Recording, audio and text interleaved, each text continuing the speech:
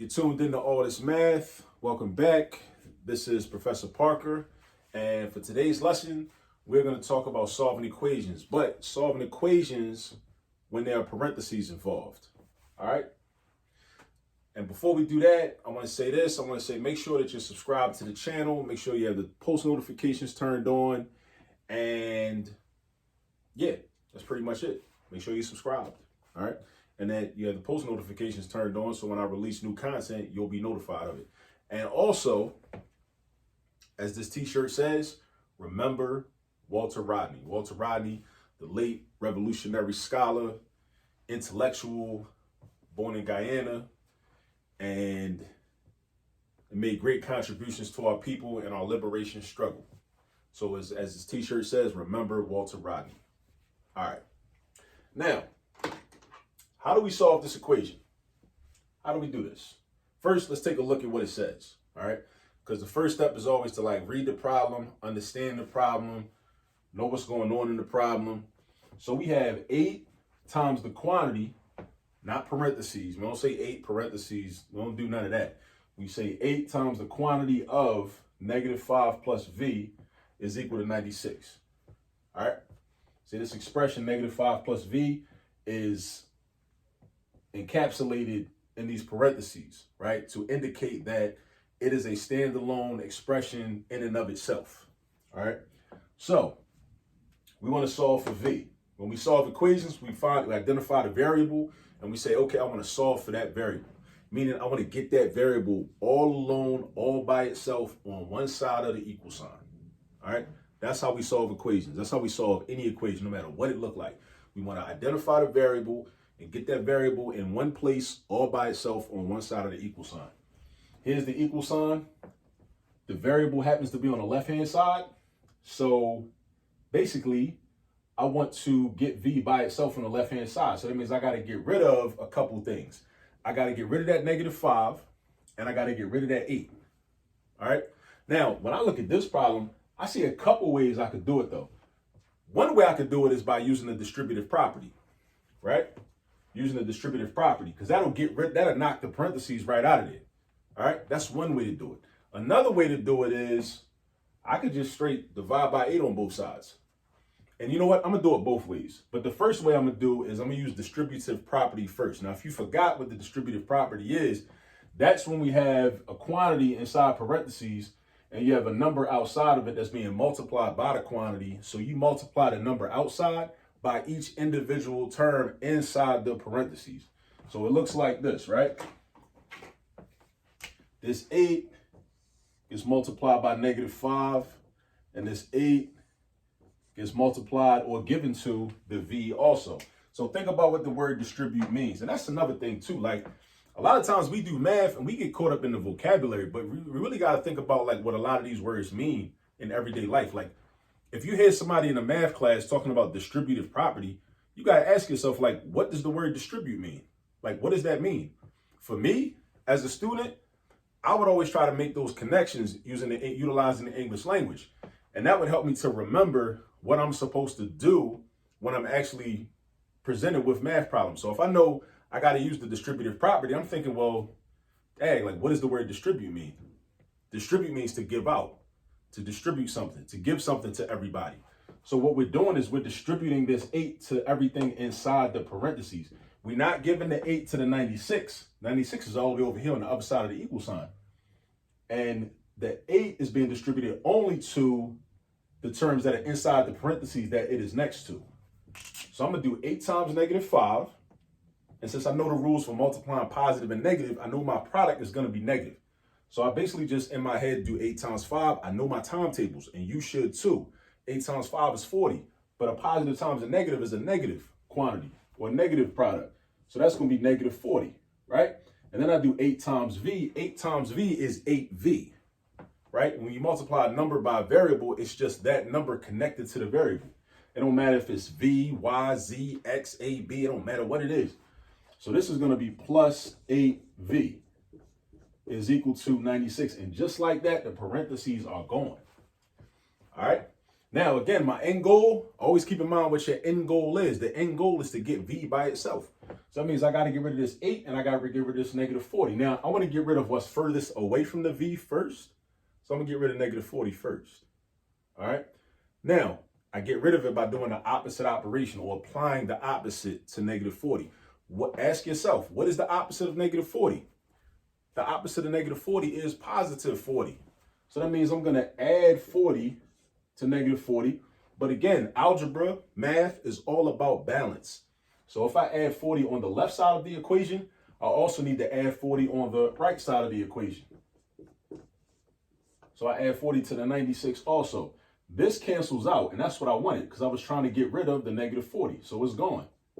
And now I bring the 8V down. I didn't do nothing of that yet, so I just bring it down to the next step, and I do 96 plus 40. So I'm just doing some mental math. I know 90 plus 40 is 130, plus that 6, 136. So 8V is equal to 136. Now I got to get rid of this 8. How do I get rid of the 8 though? 8V means 8 times V, multiplication. So the opposite of multiplication, when you want to get rid of stuff in algebra, you do the opposite operation from what that thing you're trying to get rid of is currently doing, right? If your food is cold, you want it to be warm, you do the opposite. So you heat it up to get what you want. You do the opposite sometimes to get what you want. So the opposite of multiplication is division. So I'm going to divide this by 8. And again, algebra is about balance. If I divide by 8 on the left, I'm dividing by 8 on the right. And remember, balance. Think about 7 principles of Mayat, ancient Kemet, all of that from our ancestors, right? Balance. Balance is one of the principles. Math is connected to our ancestry. Our ancestors invented this stuff. They knew what they was doing, right? So we got V equals, now 136 divided by 8. 136 divided by 8. I know 8 times 20 is 160. That's too much. But I also know that, let's see, this is a trick. If I break 136 down into 80 and something, because I know 8 times 10 is 80, right? So what's the difference between 136 and 80? 56. 80 plus 56 is 136. I know that 8 goes into 80 10 times. 8 goes into 56 7 times. Scribble that out. So I know 10 plus 7 is 17. So therefore, 136 divided by 8 is 17. So V equals 17. All right, V is 17. Let's check our work though. All right, because you always want to check your work, because if you get into the habit of checking your work, you never got to wait for your teacher to tell you if it's right or wrong. And you don't got to wait for somebody else to validate you, right? That's empowering.